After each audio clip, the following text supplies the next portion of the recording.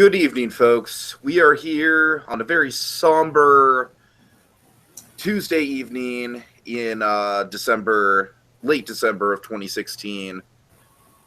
And alas, we are saying goodbye to Carrie Fisher, the one, the only. She was Princess Leia. She was an activist in the Hollywood scene. She was an accomplished writer and an accomplished script doctor. All kinds of things, a distinguished personality. A razor-sharp comedic wit, which is honestly what I'm going to kind of fondly remember her by myself personally. That and much more, and we're going to break that all down for you in a very, very just kind of hopefully thoughtful and reflective one-off podcast about this very, very, landmark woman in cinematic history. So, Dragon, I guess we'll start with how we found out about this whole endeavor, which, you and I kind of have that story that I kind of, it was on Christmas Eve, it was midnight of Christmas Eve, late into the night, where I heard the report and I kind of related it to you that she had the heart attack on the plane. And I was like really worried. And I don't know, Dragon, it's like I told that to you right before we recorded our Frosty podcast. In retrospect, probably not the best thing to do. Yeah, really, really bad time. I apologize for that. I do apologize for that in retrospect. But it was one of those things where it was like over the weekend, it was very much a wait-and-see situation. But here's the thing that gets me about this, Dragon. Here's the thing that really is a gut punch to me. Is that over the past couple days, it seemed like she was getting better.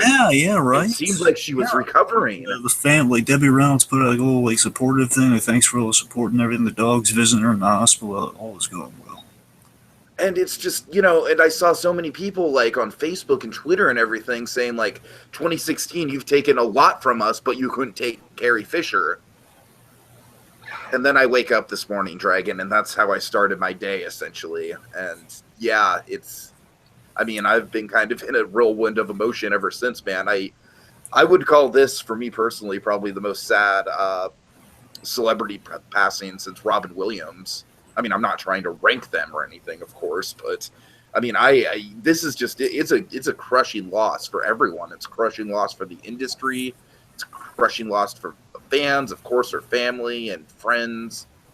Oh man, it's just really sad. It's just a really somber occasion, Dragon. So you want to kind of tell it from your end of the spectrum how you found out? Well, as Tiki said, again, we kind of both found out about the initial heart attack right before Frosty, and again, I was thinking that she was getting better. I was like, okay, well, the night we heard that before we went on Frosty, we were really concerned, really worried, just very hopeful that she'd be in good shape. Because we both assume the next 24 hours to be very telling, and the next day we don't hear the news we heard today. And I kept checking, it was one of those things where I kept refreshing, oh God, I was really nervous about it, so. Again, it was just kind of out of my mind, but this morning, before I found out, I was just like, okay, well, she's getting better. It's a sigh of relief. I just put her away. Okay, she's strong. She's a trooper. She'll be fine. And then, believe it or not, because the YouTube messaging system is really wonky sometimes. Sometimes it's a piece of crap. Sometimes it's not. I just by sheer coincidence, I was going to Yahoo at a certain point of the day. I was wrapped up in some other things, around, I want to say 3 my time. I basically, I was going to Yahoo News, and also my emails there too. That's where I then found out. Basically, I found out the first headline. I had an audible gasp at that seeing the news because I was just so taken back. Yeah. My hand was over my mouth, and I was just like, no. I was. The best way of putting it is, we've suffered some great losses this year, but this one, for me, hurt the most. I think this one hurt the most this year. Gary Marshall was a really big one. Don't get me wrong. I feel that. Like I said, I don't want to turn this into a ranking game or anything. All the deaths were tragic. David Bowie at the beginning. I'm just saying, personally. Gary Marshall, he was up there, and he was doing a lot. So but Carrie Fisher, she wasn't that up there, and she's been in movies we've seen. We're just it's came completely out of the blue around the holidays too. I hate how It's how Yeah, sad is it we keep having these tragic losses around Christmas. I mean, George Michaels too, just to mention him. of course, of course. A Deadpool related loss in some way, so I was definitely bummed out about that. Yeah, it's Yeah. 2016, man. It's been harsh. I keep saying this, and everyone kind of agrees. It's like I feel like for me personally, 2016 was a great year of growth for me personally. I got hooked up with the museum and everything. I'm on a better track in my life. But on the other hand, things like between the election and things going south in terms of you know, in terms of just people dying left and This, right, yeah, and scary news stories, and it's just like 2016. It's just been such a mixed bag.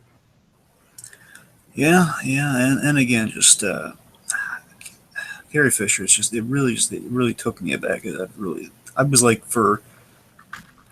I have a comparison I want to make, but I'm not going to make it because I don't think it's in good taste. But basically, I took time to process the loss of Carrie Fisher here, and was really like, just imagine you going on in the world with that. I don't mean because I didn't know her personally. I'm just saying it's kind of hard to imagine a world where Carrie Fisher's no longer with us. It's hard to imagine, right? Yeah, it's surreal. Like, I've got my Princess Leia right up there, A New Hope. It's just, I grew up on A New Hope. You know what I mean? I grew up on the Star Wars documentaries and behind the scenes footage and, footage of Carrie Fisher and Mark Hamill and Harrison Ford like joking around, behind the scenes. And then just to kind of get into a little bit of my nostalgia with her, like, of course, she would be on different comedic platforms, like she'd pop up on different Comedy Central roasts and stuff like that. She did she did a one woman show that we're going to get into. That's a pretty like what I love about her humor, Dragon. I just want to, she meant a lot of things to a lot of people, but for me personally, I relate so much to her sense of humor and her sensibilities when it comes to humor. She was like And the queen of sarcasm in a way, you know. she's the queen of sarcasm, but she's also the queen of like making light out of a shitty situation and just kind of, and making fun of it and acknowledging that it's bad, but also acknowledging the absurdity in it all. And that was her life in a lot of ways. And keep in mind, it's like she did break ground with Princess Leia in Star Wars. That was definitely like, okay, pretty much a benchmark for how we're going to treat women in these movies going forward. Princess Leia was like the perfect blueprint for that going forward. But I gotta say, Dragon, of course, in her personal life, Star Wars was kind of like a jumping off point into some dark territory. Of course, not wanting to get into too much detail about that. It's like we all know we all know some of the stories that are out there, but regardless to say, we all know that she wasn't on the best track of health for years. So Yeah, which makes this passing, it's like it's tragic, but at the same time, I think it's all the more tragic because it's like, okay, this, I don't know. I'm sorry. well, let's just dance around a little bit, still kind of get the point out there. Is that you know what she endured all the stuff she went through in her life. Basically, she had like the ultimate, in a way, like what she was doing, with Force Awakens, almost kind of like the victory lap, and was like, hey, I've done all this.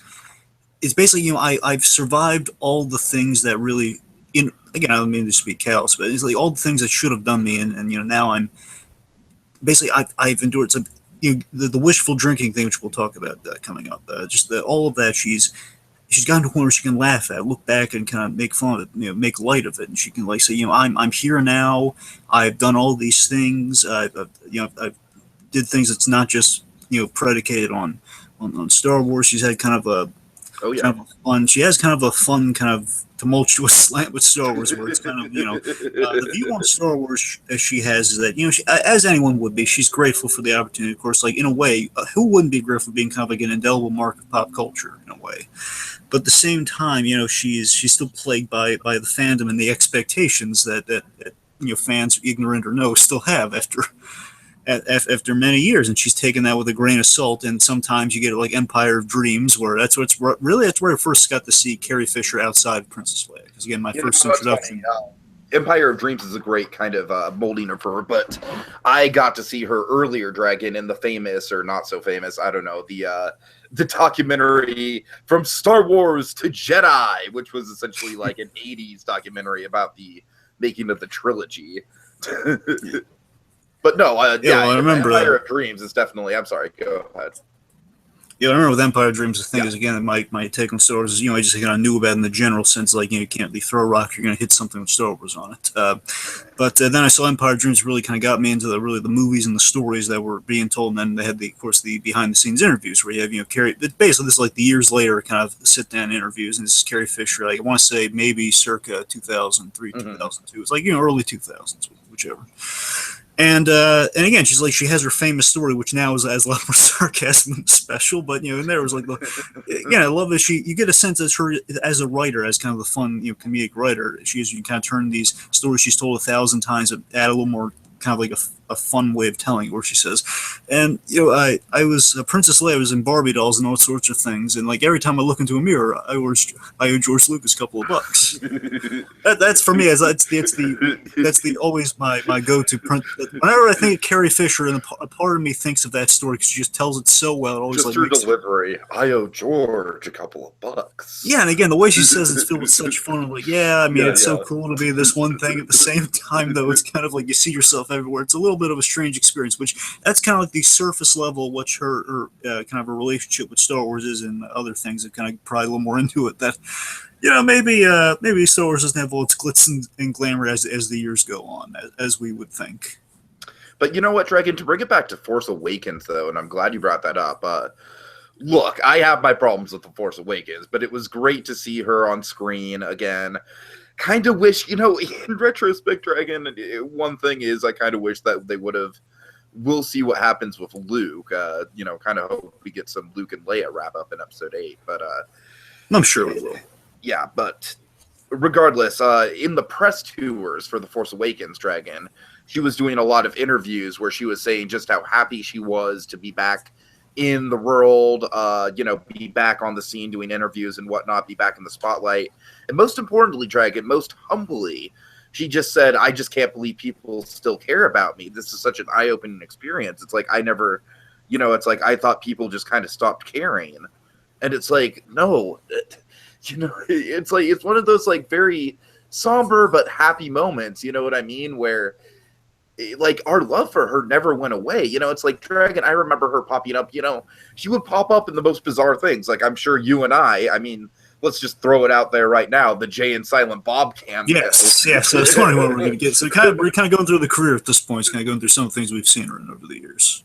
I mean, I'm sure, Dragon, that was one of your early, like, oh my god, that's Carrie Fisher in another thing. And oh wow, that's definitely, like, without giving it away, that's definitely not in the Princess Leia line.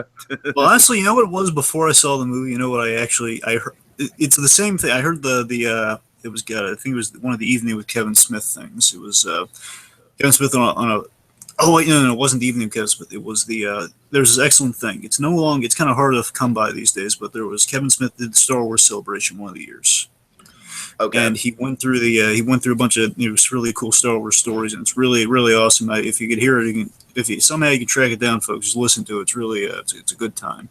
There's really emotional stuff, but at the same time, really fun stuff, and really it shows you how much Kevin Smith really loves Star Wars. Before you get the stuff with Force Awakens, where he's walking on the Millennium Falcons. Before that, but of course.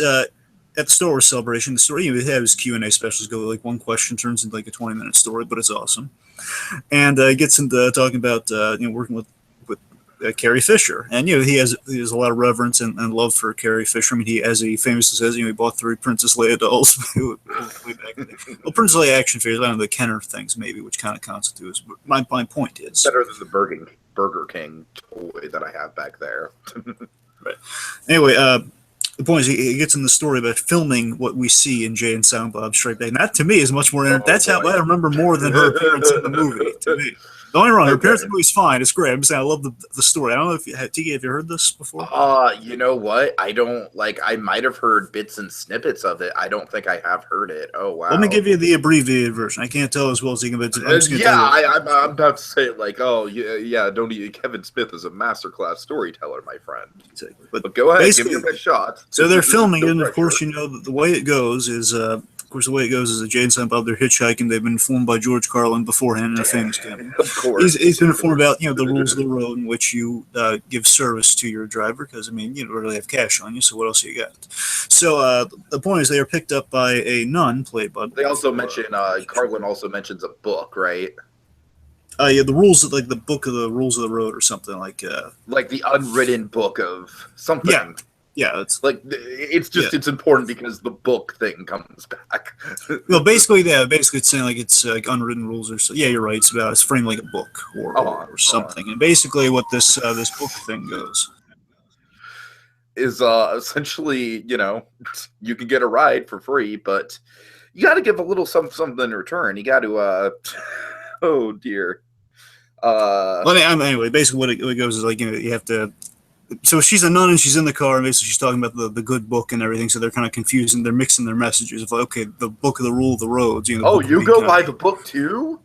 Oh yes, we all go by the book. And as that scene goes, Jay kind of misinterprets it and he attempts something and it gets him kicked out of the car. Let's just say that much. The point is, as they're shooting, so that's the framing for the story, okay? It's in that scene, which of course takes place in a car. So they're in a car during, you have like it's a movie set, you have monitors and stuff. And basically what happened is Jason Mewes, being, Jason Mewes, so they're pretty much very close to Jay and Silent Bob. He's, as Kevin Smith puts it, he's macking on Princess Leia. Oh no. Oh God! So basically, Jason Mewes, he's kind of hitting on her because he's a fan. He's kind of a fan, less reverential fan as Kevin Smith. You or I, just like the whole like, oh my God, she's done this amazing stuff. We know where's this thing. Jason Mewes like the whole like, oh yeah, she's famous. So hey, how's it going? Essentially, that's how. Basically, he's saying like, he uses the line like, hey, you want that? Well, I'll save it for. Basically, he's hitting on her. Says like. I don't want to get into what he says exactly. The point is, like, she says, okay, look, do you mean this or do you not mean this? Because you think I don't want to do these things? Basically, it suggests that Carrie Fisher is either playing with him. Basically, she's intimidating him with her response. And Kevin Smith's bearing witness to all this on the side. It's almost like it's on closed circuit TV. He's watching all this unfold. As the two of them are in the car just having this little conversation. She's pretty much saying, hey, look, don't just talk about it. If you're offering me stuff, you better be able to pay up, mister. It's essentially what she's saying. To the impetuous Jason Mewes. And then he gets very, basically, as they shoot more takes of the thing, now he's a lot more tense and more like he's afraid of her now. And I don't know how many of those takes are in the film or not, but the point is, like, after she says, hey, man up and do the stuff you're proposing here, buddy. And here's the thing. I left out on purpose here. So here's the last thing I got to mention with the story. So, hilariously, she says, in reference, like, Jason Mewes, like, oh, you I've heard a bunch of other guys say this sort of thing before. It says, you're just like Ben Affleck. Oh, no. And then Kevin Smith ponders what that would sound like. And it's hilarious. It's like, I can just imagine Ben Affleck going, hey, want me to show you the galaxy? That's how Kevin Smith tells the story. And that's pretty much, it's so funny that even Ben Affleck, the guy who's now playing Batman along with Jason Mewes, everyone has had a thing once in their life for Princess Leia, and Carrie Fisher has a great kind of way of dealing with that, Mm-hmm. Yeah, sure. Point is, that story I remember is the whole like the Ben Affleck, hey, you want to see I'll show you the galaxy. That little thing is so ridiculous the way. That always sticks with me from the Jay and Silent Bob thing, and of course the scene itself. So that's from that movie. It really kind of sticks with me. One other quick one is the Blues Brothers, of course. Of course, take us through it. To tell you the truth, I haven't watched that movie in years. Well, the point is, Carrie Fisher, she has a very important role in that film. Yeah. She's kind of our mysterious pursuer of the Blues Brothers, and she kind of, she's basically the one who gets Jake. So I'm just trying to make sure I get the names. It's been a while since I've seen Blue Brothers. So it's Jake and Elwood. So it gets Jake to remove the shades. Like the only time you ever see one of the Blues Brothers remove their shades. Mm-hmm. So I'm sorry, you had a point with this. I just completely derailed it. Please go on. So the Blues Brothers my whole point is that it's the Blues Brothers, and I feel like the Blues Brothers for a lot of people, for probably more people than Jay and Silent Bob Strike Back, is like the big thing they remember from her outside of Star Wars. I would say is Blues Brothers. Yeah, and the other thing I really remember from is Family Guy. I always remember that she did the voice of Angela on Family Guy, and Angela was. Bear in mind, this is before the point where there's a big decline, but she was still doing it till She was still doing it all the way up to the end there. So, I mean, she's still been doing Angela. So, Angela basically being Peter's boss at the brewery, and she just got basically they brought her on not just because of the Princess Leia thing, but more so because Carrie Fisher is very funny. She's really she's a really good writer, and it's going to have her. Yeah, they have a lot of reverence for some of her other works as well. And Carrie Fisher did do a lot of voice acting again, not just as her title character, but she's been like some of the Robot Chicken specials. She's done a lot of voice work. Right. Okay, and then I to tell you the truth, I wish I was more familiar with her writing and stuff like that. I know she's a big script doctor, which Dragon, I gotta say, I respect the hell out of that career. Because, it's the unsung heroes. It's the unsung heroes. Exactly. The unsung heroes of screenwriting. Because I watch movies so many times where it's like, okay, you see, that was a really good, they had a lot of really good ideas, but maybe if you tweak this, and this, it would work a lot better. And so it's like, for Carrie Fisher to be one of those people on the sidelines doing that kind of work and doing it very prominently, I give her a lot of respect for that. For sure. I mean, just to show people, anyone out there who just kind of demonstrate the importance of that position. Tom Mankiewicz was a script doctor. Tom Mankiewicz, of course, the main. Mario Puzo wrote the Superman script from '78. The Superman movie you see, but the script doctor, the guy who's really responsible for all the stuff you really love for that film, the one who kind of massaged out the original draft by Mario Puzo. That's the script doctor, and that's Tom Mankiewicz. Tom Mankiewicz said Richard Donner being the best of buddies, and the reason you have all the warm and fuzzy feelings for the Christopher Reeve movie. So script doctors are very key. Oh yeah, definitely. There are two things we definitely should mention. One thing I can mention with the writing is that she wrote Postcards from the Edge, which I don't know if I don't want to say it made Meryl Streep's career, but it was a good step in it. It was like it's based on a real experience she had where she was, and I think you've seen this recently. Not the movie, but the role that Carrie Fisher had in this, and that is based on her real life, where she basically the doctor who pumped her stomach, she sent her flowers, and I don't know if the whole thing is exactly how it played out or not. I doubt it, but yeah, there's it's probably a loose interpretation of the events. Yeah, presume it's kind of a jumping off point, this happened, the doctor sent her flowers, and then it's basically, okay, what if Meryl Streep then, basically it's like a romantic comedy sort of thing. What if then he sent me flowers, it's the man who pumped my stomach. And then it just kind of goes on from there. But the point she wrote that, it's kind of a cool thing. I want to say, I could be wrong. I want to say it was nominated for something, but kudos. Yeah, I also want to just quickly bring up she was a roaster in the roast of William Shatner, and she did a really good set there. I heard she was on that panel. I imagine she was right during that. Probably the best set in that thing. And that was probably one of the better roasts in that era of the comedy roasts. Well, I remember Hollywood Babylon, they've mentioned, because they cover all the Hollywood news, I've heard some stuff that goes on the side of Hollywood, and basically it was some sort of fake, well, not fake, it was a fun, you don't know how serious it is, but it was kind of a Twitter or something, a war between William Shatner and Carrie Fisher taking shots at each other. I did hear something about that, yeah. Oh, and one other thing I should mention from it is really good and just kind of shows you just kind of the pillar of importance that she kind of has, and just in Star Wars, in the Star Wars fandom in a way. Is that there's this movie called Fanboys, really good movie. Have you seen it? I saw it a long time ago. I barely remember it. It's a really good film. Fanboys. It has a really good cast too. It's basically the premise is it's about these four friends, and one of their friends is dying. He's sick. I believe he's diagnosed with cancer, and they want to get him to see a Star Wars movie before he passes away. Not just any Star Wars movie. Star Wars movie. The one that's this is the movie that. From Jedi, we've had nothing until this movie that's coming out. That, of course, makes it Phantom Menace. So it's kind of has a dark punchline to it. That which is great. It's kind of like you're dreading the ending in a way, because it's like you want the heroes to accomplish their goals. Yeah. But at the same time, you're like, oh god, they're going to be so disappointed.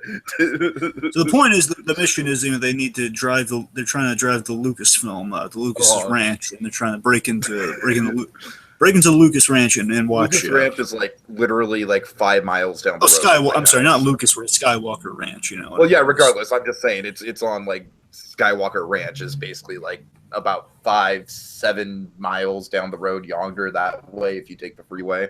I live close to it. Anyways. Anyways, so basically the plan is like they go in there and they're trying to steal the film so they can get their friend to watch it, and it's a good movie. And basically, there is like before they get to like the third act, like the last stretch of the movie, whatever.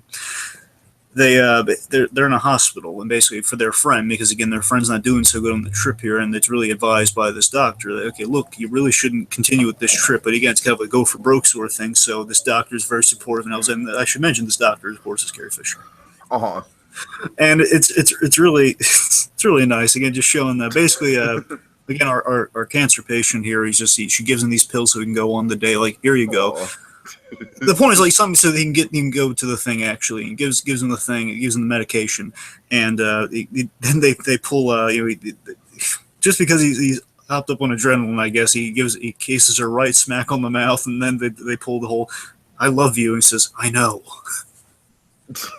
Nice. They pulled the classic thing because he loves her in the moment for like, oh my god, you've allowed me to accomplish my hopes and dreams. Thank you. Anyway, so the point is, it just shows you, she's it's like a tongue in cheek, like, hey, look who we got. And I love that it's not like overblown, but they're not putting her in the dreaded gold bikini or anything. You know, that's like a bane of her existence. That's a bane of her existence. She needs that gold bikini. Oh, and I genuinely feel bad that thing is in her life. yeah, especially some of the anatomically correct the maquettes. Oh boy. She doesn't like those things, but it just shows you kind of the relationship she's had with kind of the fandom. It's kind of nice. Again, sometimes it's nicer than others. It's more of like kind of a straight man to a comedian sort of dynamic. Really, you know, she'll be like kind of processing a lot of insane. It feels almost like a 30s or 40s routine where like it's like some whack job off the street kind of walks up to her and kind of and we'll kind of like do something. She'll just give a reaction of like, oh boy. And that's really, at the end of the day, like I said, like she has such a legacy behind her and Princess Leia and all that. And Dragon, do you want to touch on kind of like maybe a little bit of nostalgia, just for nostalgia's sake, of like the first time you saw her in a Star Wars movie in the theater? Or would that be Force Awakens on your end? Because I saw her in A New Hope because I caught the special editions. Wait, well, you're saying you basically were screening the re-release of A New Hope, right? Yeah, I'm saying like in '97, I got to see the re-release of A New Hope with the special edition. So I'm saying I did have the experience of seeing Carrie Fisher as Princess Leia on the big screen for the first time, which was that was great. And I just remember, to tell you the truth, Princess Leia probably was the character that really stood out for me in the first Star Wars movie, and this is just kind of be waxy poetic about the first time I saw Star Wars, so just bear with me here, Dragon. But I just remember, like, she had such a cool design with the hair, and like her putting the plans into R2. I'm like, oh, what's this? It's not just any princess, it's a princess who has like some stealth and some secrecy behind her. Ooh, I'm intrigued.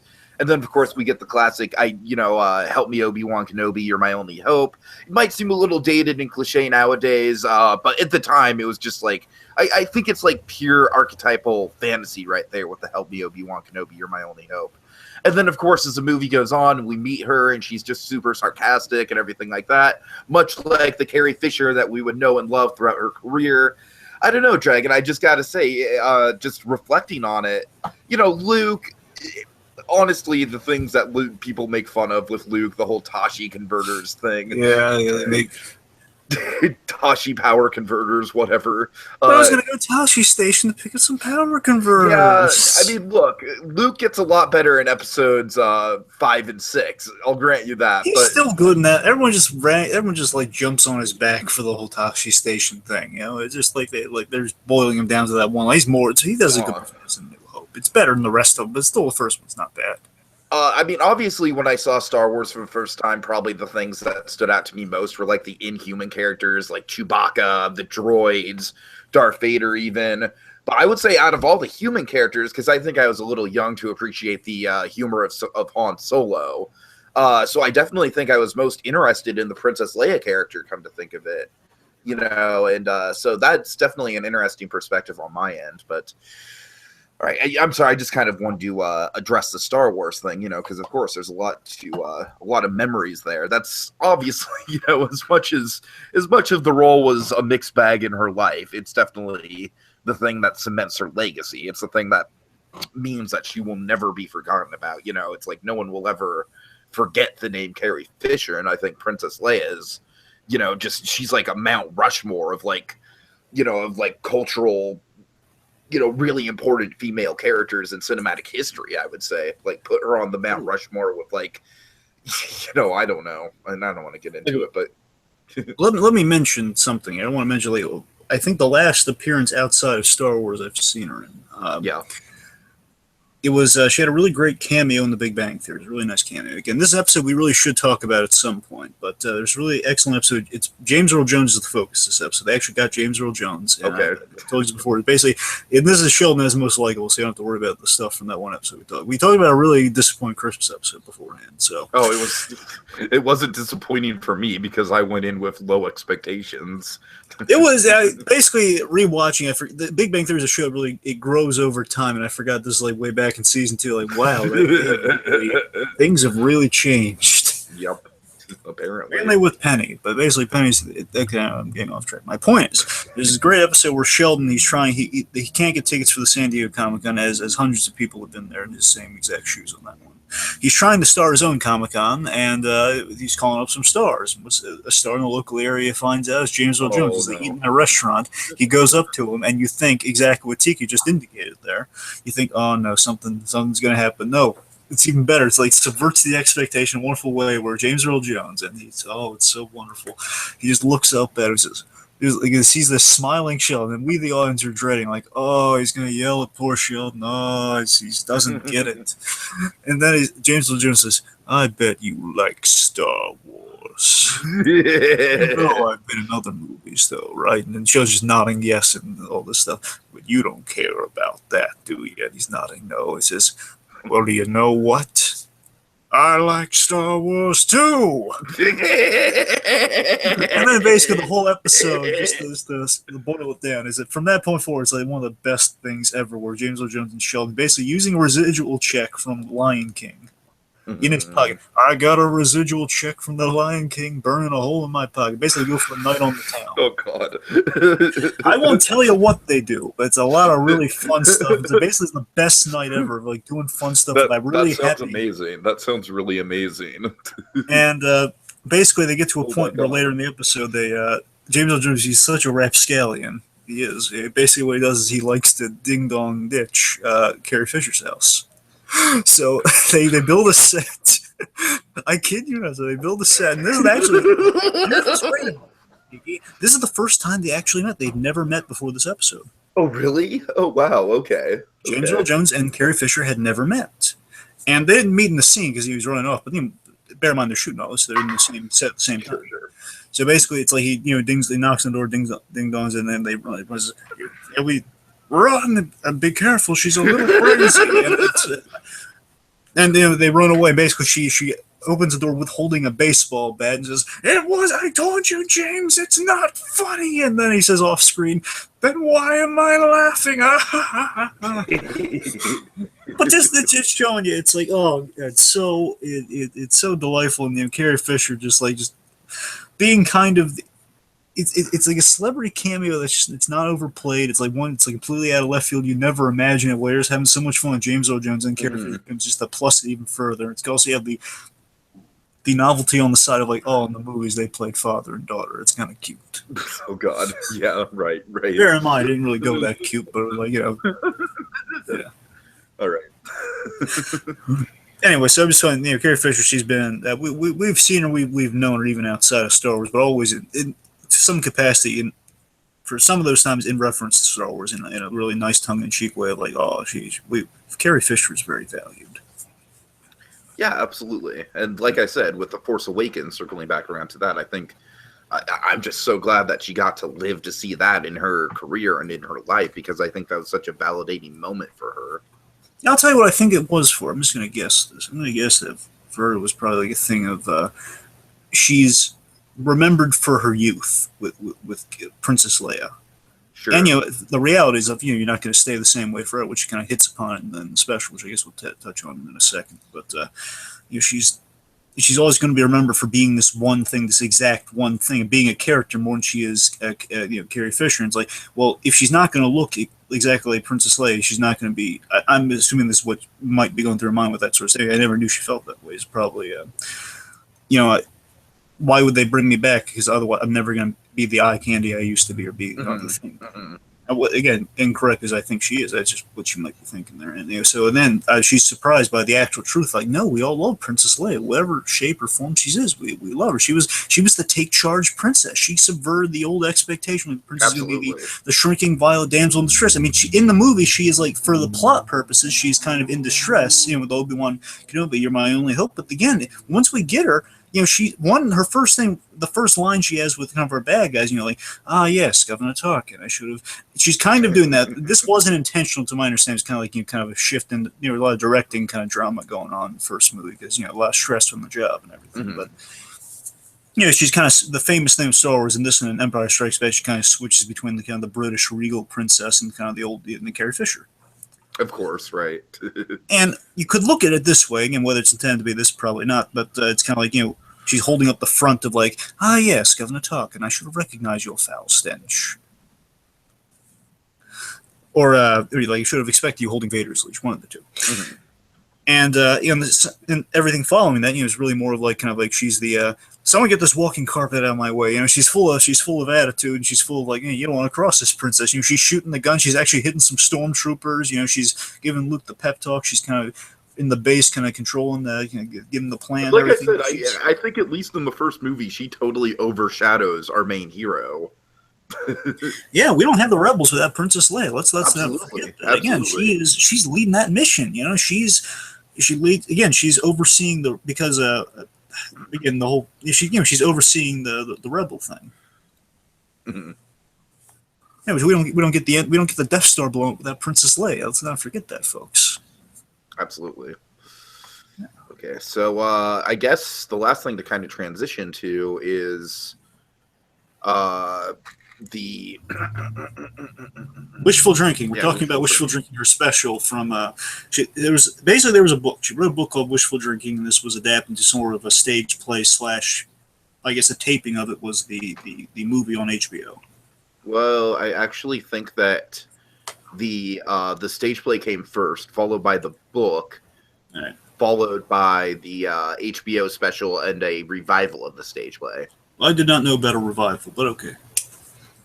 Yeah, there was a revival where she played it for a couple of years. Like, the initial run was only for a few months with the play, and then a lot of people liked it, got a lot of buzz, and then that's when she wrote the book. And then, like I said, the book kind of transitioned into the HBO special, and the HBO special was essentially like the pilot, like okay, let's film what it's like to go to her revival. So, yeah, now talking about some bitter irony, I think I just discovered that this year. I know, right? Bear in mind, not recent. I'm saying earlier this year, way earlier this year. I watched this thing. I was like, I remember I told you about this thing. Remember? You did. I mean, we've seen bits and pieces of it here and there. Like, we've seen bits, of course, in the People versus George Lucas and stuff like that. Yeah. And yeah, this what I love about this special. I mean, I saw the kind of the movie version, which you can find on YouTube as well. It's under a different name, but it's on YouTube. The hour and 16-minute thing. That's what you should be looking for. It's Carrie Fisher as a character. Yeah, sure. And basically, just the whole the taped version of it really feels like it's a taped version of the stage play. It's pretty much how it feels. But I mean, it's the HBO special, which everyone would lump it under. Points. I love how it's structured like a documentary sort of thing. I really like that. It's kind of a cross between like a one-woman show and a documentary. Well, it's a biography more than that. You know what I mean? It's like going through her life, and it's like in a really kind of neat way you don't really see kind of biographies go. Yeah, yeah. Like, I love the framing device. Like, we see kind of all the bad stuff that's going to happen to her in the beginning. We don't really focus on that. We go through all the crazy stories of the thing, but we kind of sandwich it the whole like as she's singing this song, like happiness is a happy days are not happy days. Like happiness is here to stay. Well, what I love about the whole framing device is it's just one step away from being a stand-up comedy routine, right? Like there's just enough of an extra spice to it to where it's not just a full-blown stand-up comedy routine. Like, you know, we have like the giant whiteboard where she's pointing out all the different celebrities and, you know, like the absurd, like, okay, let's go through like the absurd family tree. Yeah. All the men that my mother dated and all the women that my father dated. Let's go through it, including all of Chinatown. Oh God. Oh, Eddie Fisher. But you know what, Dragon? That just goes to show it's like the fact that we're laughing at it. She delivers it in such a way where, oh man, I like honestly, I had to put up with 3 different boyfriends after my parents got divorced from the time I was in like elementary school to the time I was in high school. I thought that was bad, Dragon. I thought that was like, oh, come on, Mom, you know? No, oh my God, I can't imagine going through that lifestyle of just all these people constantly, like a revolving door of people through your life. It's like, you know, when you think about it in the context of growing up with it, it must have been an incredibly rough environment to grow up in. But Dragon, the absolutely brilliant way that this performance piece delivers it, though, it just has you rolling on the floor because Carrie Fisher, what she does, and this is the exact same thing I love about Dave Chappelle's delivery, especially when it comes to social issues, is Carrie Fisher, she just absolutely just pokes fun at the absurdity of it and like rips open the absurdity of it like an open wound and just examines it. And it's just so tastefully done, and it's masterful, I think. Yeah, it's kind of like hearing how crazy it sounds with an audience's laughter in a way. Like you're telling what happened, then you're just getting the feedback from it, so now you can laugh a little more. Now, I'm going to mention this. I have a fun little story here. So Debbie Reynolds is a presence in the play in a way, and I love how she's kind of like the running gag of Debbie Reynolds. You know, she can be as beloved in a Hollywood icon as she is. And again, it might be kind of intentional as well. Again, kind of the way it structures it. You know, Debbie Reynolds is played throughout the thing, like kind of the mother with a lot of bad ideas, let's say. Oh. And what's so funny about it, and I just love the impression of her mother too, by the way. You know, the whole, dear, maybe you should. You know, the whole basically it's always framed like, you know, this really inquisitive, really compassionate, but really kind of daft-minded mother of like, you know, right. Well, dear, maybe if you had a child, a child with my ex-husband, you could have a baby with most beautiful eyes. And again, as insane as you think, basically, Tiki, this is stuff on paper. You're like, oh my God. It's kind of like the ultimate, like, as insane as you think your mother-in-law is. Yeah. You haven't seen nothing. Exactly. It's sort of like, again, now on paper, none of this is all horrifying on paper. Let's make that clear. Exactly. All this is, you take away the audience, the fact of an audience is in a laugh track and delivery. It's like, oh my God, this is like the memoirs of like someone, oh my God, someone saved this poor lady. And you know, another moment I love in the play comes when she's talking about how she resents the term survivor. Yeah. And she's just like, I'm sorry, I kind of derailed your point. No, go on, keep going with yours. No, okay, I'm sorry, I just wanted to make sure you I'll circle back to mine, just go on. Okay. No, but yeah, we've heard talking about, it's like she begrudgingly accepts the label of survivor, and then she makes a joke, like, honestly, anyone living over 40 these days is considered a survivor, which, you know, I know a lot of people my own age who are in crippling debt, so I gotta say, that's kind of becoming more and more relevant socially, but I digress, Dragon. I just love that attitude of, you know, no, don't look at me as a survivor. You know, I'm just living my life. I'm just getting by, and that's what everyone's doing in this world. So what she's saying essentially is like, you know, like we could put her on a pedestal if we wanted to with some of the perks she's gotten in life with Star Wars and whatnot. But what she's saying is like, no, I'm just like everyone else. I have my struggles. I have my hardships. I don't want to make it seem like my life is any harder or any easier than everyone else. And that's why she doesn't like to be called a survivor. At least that's what I read into it. Maybe I'm looking too far into it, but I digress. Well, let me circle back real quick here. That the whole the Debbie Reynolds thing. So it's so funny. It's based on this. So I saw the special earlier this year. So at a certain point, it's like on Netflix just by serendipity's sake. Netflix had on because I was really in an Albert Brooks mood for a while. I was really enjoying the works of Albert Brooks. Who, basically it's like after I got Find Door on DVD. I was just in really good Albert Brooks movies, looking for Albert Brooks movies, and I found a bunch of good ones. And one of them on Netflix, I highly recommend everyone check out. Based again, the reason I was drawn to this is kind of Debbie Reynolds was starring in this as well. It was opposite Albert Brooks, it's Debbie Reynolds, and it was pretty much a movie that I assume and. I should mention here, yeah, I think Carrie Fisher. I imagine Carrie Fisher really loved this movie if she saw it. I don't know if she saw it. I would hope so because her mother's in it. But basically, it's Debbie Reynolds plays Albert Brooks' overbearing, very judgmental mother. Oh God! And basically, Albert Brooks. I told you the premise of this. I'm just going to tell you one more time, just again, because of just to show you how it compares to Wishful Drinking. Just all the Debbie Reynolds stories we heard, and why everyone should check this out, especially if you've seen that. Basically, the premise is Albert Brooks. He's reeling from a divorce, and he's just kind of wondering why is it the second divorce? Why is it all my relationships keep ending in turmoil? And he just kind of goes home. He kind of moves him back in with his mother, just kind of as an experiment, just to figure out what's going on. Like it's something involving my. It's kind of like a Freudian thing. Okay, it's something's off between a relationship between me and my mother. I didn't get something growing up, so I got to rediscover what that is. And it's basically an excuse for the. It's a lot of jokes based around it's like realistic kind of grown men and dealing with their parents, or like grandparents comedy in a way. Right. Like she buys off brand because she doesn't buy like the general there's this great gag where he asks for some ice cream and she has like ice cream in the freezer, but it's sherbet, but it's not average sherbet like flavored ice cream. It's like it's in a very obscure brand that's been frozen for God knows how many years, like a layer of just white playing ice on top. Right. It's and they go grocery shopping and all sorts of stuff. And like, there's great, they're in the mall going shopping. He's just messing with her, but also at the same time, she's like on the side. She's mentioning to people who really don't give a crap, saying like trying to make conversation with strangers, just saying, "Oh yes, that's my son. He's moving back. He just got." And there's this great slow-mo moment where he like zooms in on her. It's just saying, "He's divorced." And again, it's like all the. It's a fun examination. I love a well-placed slow-mo gag. Yes, and throughout the film, they kind of get their bond gets strengthened. He discovers things they didn't know about. It's a really good movie, and to me, I after I was finished, I was kind of thinking throughout, and especially by the end, oh my God, I wonder if Carrie Fisher like this because it sounds very close to what she's one of the kind of the frustrating mother we've all had, but this one's quite literally Debbie Reynolds dealing with Albert Brooks. It's awesome. I just love kind of connected. I sought that out because of Wishful Drinking. It was a good time. I have a quote that I want to tie into Wishful Drinking, but I kind of want to do that at the very end. So I'm just trying to think, if there's anything else we should really again. Well, one of the things I love about Wishful Drinking, just to kind of tie it back around, is like I said, I love her sardonic sense of humor.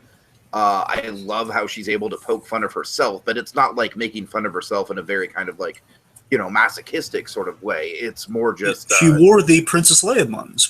I wasn't expecting that when that thing was going on. Like that shows you. I mean, bear in mind, I believe the show was around 2009, so right around that, like 2009 or 2010, one of those. And the point is, like even like at that era, she's gotten to a place of like she's gotten to a place of acceptance with the whole Star Wars Princess Leia thing, where she can put on the wig for entertainment's sake to make fun of it.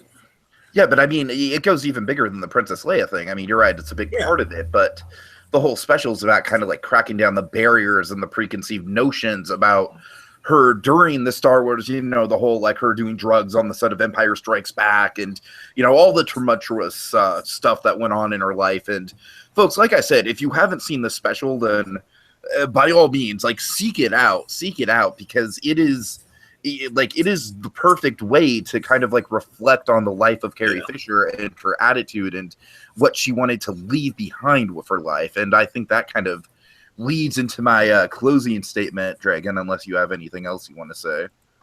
Any final thoughts, I guess? I'm sorry? Any final thoughts? Does you want me to go first then? Yeah, because my final thoughts are essentially just the quote. All right, well, let me say this then. Just, while we love the character of Princess Leia, what she stands for, and just kind of like the way she kind of opened the door for like really cool female characters in Star Wars, Padme notwithstanding. While we you had to bring that up. I said it again. It's iffy. It's like I get where she's coming from. It's like okay, and by the end, okay, but in the middle, all right. Regardless, my point, especially nowadays, there's a lot of good female Star Wars characters. My point is, while we love Princess Leia and kind of the door she opened, kind of the reverence we always will have for her, and just the indelible marks she's left on pop culture. Like this is like the best case of a damsel in distress, one who's not like completely helpless, but still at the same time you want to help her out. Mm-hmm. While we love that character, Carrie Fisher, I just want to make it, if there's nothing else, that as much as we've reflected on Star Wars here, but also I think we've given a fair shake at like the rest of her career and like some other places she's popped up. And I just want to make it absolutely clear, as much as we love Princess Leia, Carrie Fisher was so much more. Oh, yeah. And that's how she should, and I think she would like to be remembered. That's what we should do to honor her. We should remember that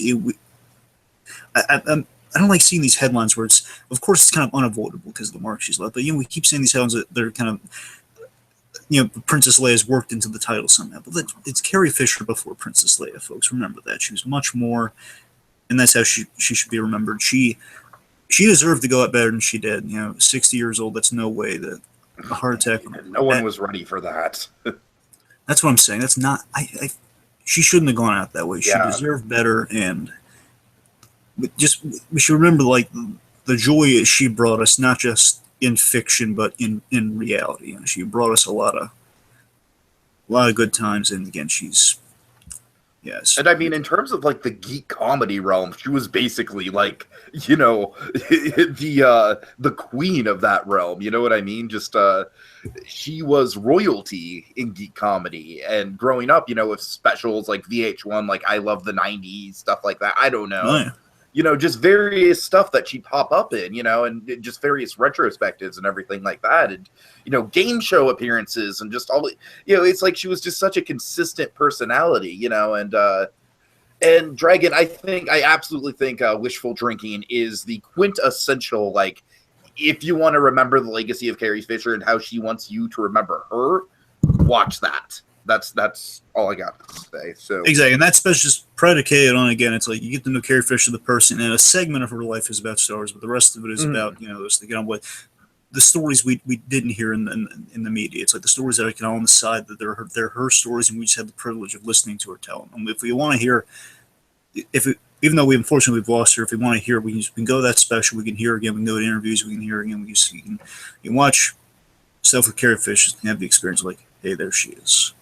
Yeah, and that's why I think it's more important to remember the Carrie Fisher, the person and the personality, more so than just, Carrie Fisher, Princess Leia. Even though, keep in mind, Princess Leia, not to downplay it at all, it was a very important kind of touchstone character, especially for, for female roles in that kind of genre. So I guess it just goes to show how influential of a person she really was. So...